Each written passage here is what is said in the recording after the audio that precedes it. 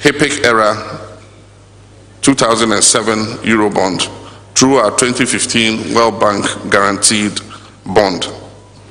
And before we left office, we left sufficient reserves, enabling the next administration that came after us to pay off the balance in 2017 of the 2007 bond without distress.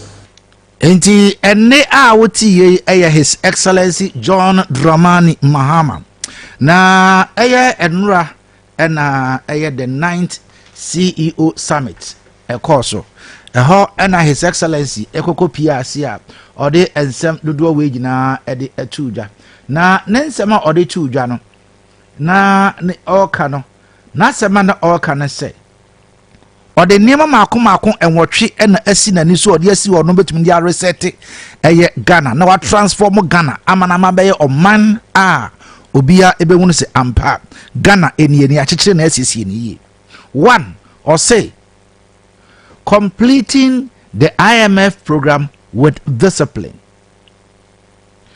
Or say ekan 2 reopening domestic and international capital markets. 3 strengthening sovereign funds and local government financing.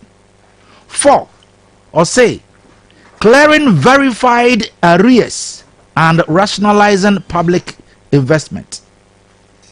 5 accelerating public financial management reforms. 6 revitalizing exports through Ghana Exim Bank. 7 building Ghana into a regional hub for trade and investment. And 8 resuming infrastructure development to stimulate growth. We His Excellency John Dramani Mahama nensem a odi etuja. Alhaji Sidi Bello, economist with the Institute of Chartered Economists. Alhaji, good morning. Good morning. Na apom to say. From where you sit, and His Excellency John Dramani Mahama, Oba Akunyaso, the few months awaba bedie, and then ya all country yina say, you obey to me aye to transform Ghana. Obibe kase say, but we know, wo as an economist, and who say, near papa king. And in the new makakra waba ye ma ye nyina ye hunu se omampani no. Can we say we another wira ebi nwo ana say the otherwise? Yo dedi kan machia na machia producers anu me adwuma no pai. Machia atifu nyina na no pai. Me say o hwe asamo Ghana mampani di tu gamra CEO Summit Nasia. Actually, prefer say Nanis one is what you Nanis what you know, person Ghana for who declare because in Pembury, I am not Ghana for near buying our Mabano person we airport me. And these 8 thematic areas show clear say there is certain kind of focus. Man, person ujina so now or they turning him around. For now, say for the first 4 months, things look better than the last 4 months of last year, or the first 4 months of 2023, the first 4 months of 2022, or to compare the first 4 months of 2025. There is sharp difference. I just say things are working better. In the last year, for example, the Ghana cedi was adjudged in the first 4 months. The Ghana cedi was adjudged the worst performing currency in Africa. But in the first 4 months of this year, it is adjudged the best performing currency in the world, not in Africa. So it shows you that things are looking good than it used to be. And before say, so when you have the fundamentals right here, the macroeconomic indicators nature things are moving into positive direction. And to also say they are not just say the possibility of sending mana wakikano obetuma yemu do draw one very high. Okay. And so in order to understand it better, no, let's take it one by one. The first one, first one na sema all can say or not John Dramani Mahama or complete the IMF program no with discipline. Or say Mahama emphasized the importance of maintaining strict fiscal discipline in government spending in government spending and borrowing while working towards targets set under the extended credit fund. He expects Ghana to complete the 4th review of the IMF program in June 2025 with an exit strategy by 2026, followed by policy support engagement to reinforce responsible financial practice. That is one. Yeah, and so clearly, IMF program, this government I inherited. So what I say, program, and you cannot run away from it. And senior almost chassis and my chassis na HPFC senior or Mampanima American, a possible say, bit me every IMF program no every point ensure physical discipline. For example, first two tranches are a buy under the previous government, IMF deal no. Share almost conditions in the government not my meeting. Especially the last one I ever got trouble. Conditions IMF for 30 the level of fiscal discipline could not meet all the conditions. But Menoka say under this government, share staff level meeting IMF in Ghana for HPFC Ghana for a D Sambra so Pepe. There also be one typical example. The payment of bondholders is part of the IMF program. Payment now started the previous government,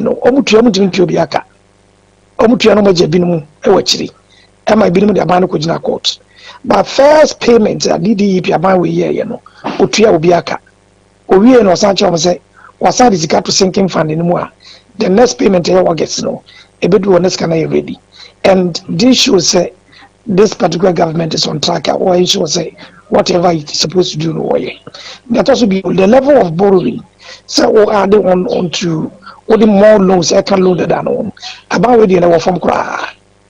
What to compare other previous years now about where the from majority say a what's our share Bank of Ghana Monetary Policy Committee meeting or me and an year now.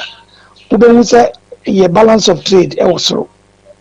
Balance of payment also in positive figures are negative, but previously balance of payment not positive. So when you look at all these things, I won't say the government is on track to fulfill your friends at IMF agreement in some years. Bitie ni awaka nyina na yade to the 8 pillars or DSC the 2 talks about reopening domestic and international capital markets. It says plans are in motion to reopen Ghana's bond market through collaboration with the IMF, the Ghana Stock Exchange, the local banks. Future borrowing, Mahama stressed, will be linked to self-financing projects by government agencies to ensure sustainable repayment. Or can't we no say what sign at the share the beshet the 4 now. The point 4 now he was saying say clearing verified arrears and rationalizing public investment. So to what you said, and then Mahama so aka and baby agree. Can I deduce from what you have just told me say we bibia ebetumi amagana afadan tumapa evra? Well, when say second point now we raise Meno kasa Ghana your domestic bond market ye BA some for betimi this sikabra buying na abide ye juma na also triomkano. Through the actions of the previous government, certain economic conditions prevailing at that time, you did DDE in buy, you close to our market, and attractive beam. Wakaso, I'm for Emra, no more for camera through the messy bomber, Obiama. You're tossing me, when we say in 2007, and Ghana, you first Eurobond under President Kufuor. After that, you had Eurobonds for several years. But Menoka say for the past 4 years, yɛntimi nkɔgye Eurobond no bi because sika yɛgye no aban dada no ma ɔmo de sika no ma yɛne te aseɛ sɛ yɛnim paa sɛ yɛde ɔmo ka ɛso yɛnni capacity de bɛtua nti mɛ na woka sɛ ɔno so no aclosely a yɛntimi nkɔ hɔ ɛno nti ɛnɛ the only source of funding available to government are treasuries, and that is very risky, and that is very expensive as well, because in a short-term borrowing, treasury bills no, and rate no at our so. So in order to ensure long-term borrowing, Abia government then we have to find a way here, a bit more reopen domestic bond market and the international bond market. And how can we go to the international bond market and reopen the domestic bond market? It depends on the confidence here among the buying. That is number one. Number two, it depends on how the economic fundamentals are doing well. Menoka say, I wouldn't say before that this government bebano. Na Ghana, your credit ratings no. Na selective default, FNSD. I just say, your money yentimi to yamwaka. In the moment here, o credit readiness no that's our level no. O ka say o could be a domestic bond market. Nobody will invest in it. Even at the FNSA Eurobond market, you can't even try. So beko. But kakan but who say Standard & Poor no more can upgrade Ghana the credit readiness and they about CCC plus. HSA you see you are starting a yet kakra. And if it's share your friend say your trade volumes even our stock exchange the first 3 months grow by 30%, and which is looking very good. And you know build confidence in the system. Apart from that, wouldn't say about my special not treasury bill and make the only available means of borrowing by government domestically, Now in Vietnam 29% for 364 days, 28% for 180 days, 27% for 91-day treasury bill. Menoka say meaning what about 14, 15, and 16% in the way American I just say the government is borrowing at a lower rate, which is good for the government for the economy. As animal things are looking positive. Apart from that, interest rates on lending at the Adeno. When say Ghana reference rate now 29%. Beginning of the year, Menoka say at about 21%. I check if it's things are looking good. Osha credit to the private sector and also improve. Now you're below 10%, and then look say over 17%. Just things are looking good in the economy. In the next few months, barring any unforeseen, shocks or changes, it is possible for the government to open the domestic bond markets for long-term borrowing. In the Alaji, Osha the last point now. Mahama Asema or can I say resuming infrastructure development through to stimulate growth. I think there is one point to be a bit in the link is okay. But that is financial local governance no one. Yes. Okay, let me read the 5 to the 8. Or say accelerating public financial management reforms. That is to enhance financial efficiency. The administration will also reactivate reforms like the Treasury single account, integrate tax administration and real-time budgeting tools to curb waste and corruption. And it also continued, revitalizing exports through Ghana Exim Bank. That is, the Ghana Exim Bank will also be repositioned to boost non-traditional exports, agro-processing, light manufacturing, and SMEs, enhancing foreign exchange reserves while creating jobs in the economy. But maybe our vision has to do with building Ghana into a regional hub for trade and investment, for which it says Ghana aims to become West Africa's premier commercial transport and digital service hub.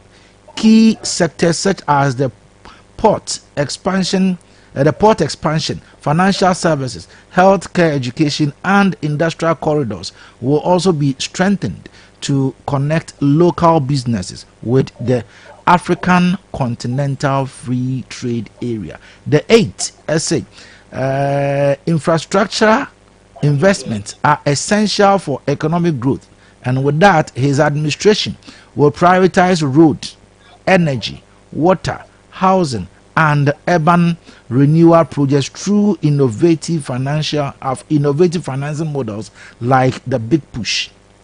Read number 4. Let me try it. Okay. Then number 4 says a comprehensive audit of government arrears is underway with plans to. Let me read number 3. Okay. And then number 3 essay, strengthening sovereign funds and local government financing. Also, the government that is why I want to concentrate. All right. It says the government will amend financial regulations to enforce mandatory contributions to sinking and stabilization funds, ensuring financial security. Additionally, Mahama envisioned empowering municipalities to issue infrastructure bonds for local development, including roads, schools, and water system. And I'm linking to the 8th. As I now baby say, with what Mahama has said, so if we say a name is to go well, when you know your projections, say to me a good one and how well do we have to sustain this? Yeah, I think say economy, the structure of the economy, Osha, Abia, Neman, from the central government point of view, national policies, which doesn't necessarily go down well, affecting the panel debris. And the Osha number 3, point number 3 was the issuing of some municipal bonds, a bit changing how local governance system. Financing has always been common fund. Correct. And IGF, and sometimes donor partners. The assembly should be in position a bit more raising funds. Normally developing municipalities. And that is a new thing at President Mahama. Correct. In the assembly now, municipal assemblies no share awarding or source of funding that they are there. Now and no so they are raising bond for long-term, infrastructure development. And we process na beba na kakra ojeje and no now between those bonds. And I think that is very critical. A bit more assemblies are said to generate enough funds bit more raise bonds wa esusun no more the development municipality and before about in Baba 7 kilometer roads one district and as one municipality through the bonds municipality na kasa bit more about 20 kilometers on one bit more build hospitals no more how bit more business local economy bit turning around, and that is a game changer. And no to me baswa the way of development you won't Ghana. These policies they say a game changer. Yeah. A bit to me adane Ghana. A bit dane Ghana. If you say to me young Kwadia. It me a bit dane or mine cry and Kobase who said there are certain assemblies almost finding difficult to generate revenue. Correct. But revenue by getting say cause a bob one a bit my baby. But here is the case here. It all goes into recurrent expenditure. But if you are able to use that to leverage on that to raise bonds, there can be enough development in the municipalities than we see today. Alaji Adape Yabedawasi. Alaji Sidi Bello, a member of the Chartered Economist. Na anapai I hope say nenchire mu no I go down well nsusudie His Excellency John Dramani Mahama ede ababegu enie na womu ena eba o mani economy na mu nsem a womu etias yeye ɛna ɔno nso so ɛkyerɛ sɛ nea His Excellency John Dramani Mahama ɛde agu akwan mu ɔpɛ sɛ ɔyɛ no sɛ saa nsusudeɛ wɔ nyinaa etumi ɛba mu di a ɛne nka ɔbɛka sɛ nneɛma ɛbɛdane ɛde ama Ghana anapɛ yɛ seda ɛnkɔ ɛma ɛyɛ Recover Group of Companies ɛsi yɛn kan show sɛ wɔn ɛwɔ nnwumako maako mmiɛnsa a wɔn aka abom a wɔn ɛde di dwuma a yɛato din sɛ Recover Group of Companies yɛwɔ supermarket yɛwɔ construction firm ɛne yɛwɔ hotel na Recover Group of Companies sɛ wɔn deɛ wɔn ɛwɔ ɛyɛ general goods nyinaa bi sɛ ɛmo na wɔpɛ sardine detergent toiletries ɛdeɛ na wɔhwehwɛ a wode wani ɛkyerɛ wɔn aso yɛ a wonya sɛ hwiwi ɔso gyina ase main station hɔ nom yɛ na wɔn ɛbɛn ɛyɛ Amanfiman Rural Bank ɛwɔ ɛyɛ sɛ hwibu akɔ nso so the taxi rank no wɔn ɛwɔ hɔ wode ɛmɛ na wɔ ɛyɛ kasa yi sɛ ɛnɛ ɛyɛ market day wɔ sɛ hwiwi ɔso kɔ Queen Elizabeth supermarket ukoduru hɔ nom a wobɛhu sɛ Queen Elizabeth supermarket ɛyɛ supermarket a ɛda nso bibia wohia bia no wogyina hɔ nom wo nsa bɛka no nyinaa Queen Elizabeth supermarket ɛno ɛna me kamfo ɛde ama wo for wani kyerɛ bu wɔ hɔ nom provisions na wopɛ sɛ ɛyɛ ɛmo ɛyɛ milk sugar cooking oil drinks pastries ahodoɔ toiletries ɛne nea kaka ho electronics nea he na wopɛ phone shop nso so ɛwɔ hɔ nti wo mobile phone wobɛtumi akɔ akɔpɛ bi ɛwɔ hɔ mobile money nso na wopɛ sɛ woyɛ wokɔ hɔ no ma ne nyina no yɛbɛyɛ ɛde amount yɛ baabi baako a wogyina hɔ no ma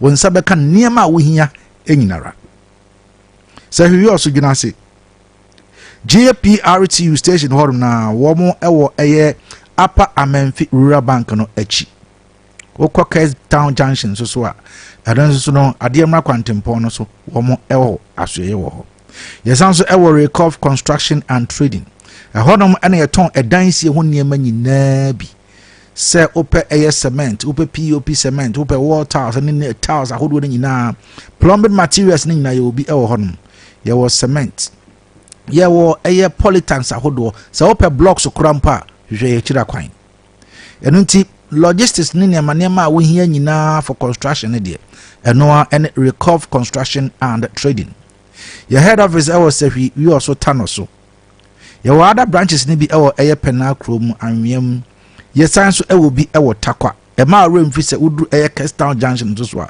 yɛwɔ aso ɛyɛ baako nso so ɛwɔ hɔ anapa yi sɛ wayɛ wadwene sɛ ayi yɛ bi abafie eti wopɛ baabi asoɛ wɔ hɔho a ɛyɛ Queen Elizabeth Hotel wopɛ baabi ama wankasa nso wone abusua no akɔ akɔda adwodwo mo ho ɛhɔ no ɛyɛ home away from home ɛno a ɛne Queen Elizabeth Hotel anapa yi mekamfo ɛde ama wo sɛ dwumadie bi a wodi a wobɛhia baabi ma hɔho ada anaasɛ wone abusua no bɛtumi akɔ anaasɛ wone wo kankyema bɛkɔ akɔ akɔda adwodwo mo ho a ɛno a ɛne Queen Elizabeth Hotel yi ɛwɔ sɛhwiwi ɔso na yɛdeɛ ne yɛyɛ ne sɛ yɛma wɔde 24-hour security wo car no wɔde bɛba wobɛnya baabi ama ya park ama adeɛ nkyɛ no ne ya car no yɛahoro no nyinaa ho kama ɛde ama wo aduane ɛwɔ hɔ ɛnsa ɛwɔ hɔ ɛnsa no yɛwɔ nemu wɔden ne nemu nya din nea wopɛ biara a ɛbɛma w'ani atumi agye ɛwɔ hotel hɔ deɛ wo nsa bɛka no nyinaa ɛwɔ Queen Elizabeth Hotel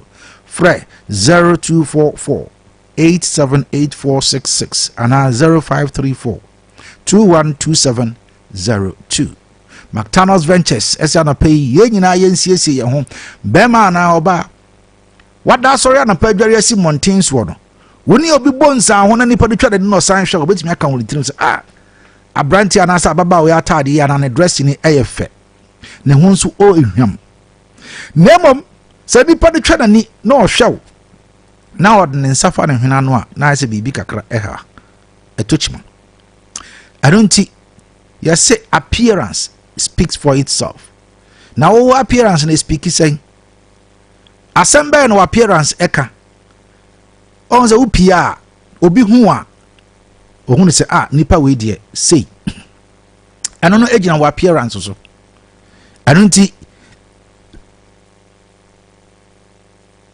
bema na oba siesie ohun yi enkofa 2x4 bi mfa nhyɛ wo ho enkonkore na baabi maade no enanso na obi hu a onka se ababaawa na sa branti de wo hu twa na obetumi asiesie ho ma odress na ye kama aye fe krabehwe ma obi ahu se niamne ne bonsa ho de megina mesin ahwere bi me hwe no because of nipa ne dressing ene eye enka ewo no sanse ho so san ehwam eno na eye McTanos Ventures me kanfo e de ama anopai se ope eye office and executive and occasional suites for woni echemu ewo McTanos Ventures your men's shoes your eye loafers sandals sneakers your men Lacoste your run neck and long sleeves and short sleeves na abuso ewo McTanos Ventures belt papa dey na ope say kakia na say dey ladies and gents wear ni nyina no abuso ewo McTanos Ventures ye wo mpamam ye ne KOTOKO board na edi animhwe me no kasai ebia enna nimre yoba utiasi mountain so akwakohia wo dofo bi ewo so osiesie ho kama enti ye wo ladies night wears ni bi wo ho ye wo ladies office wears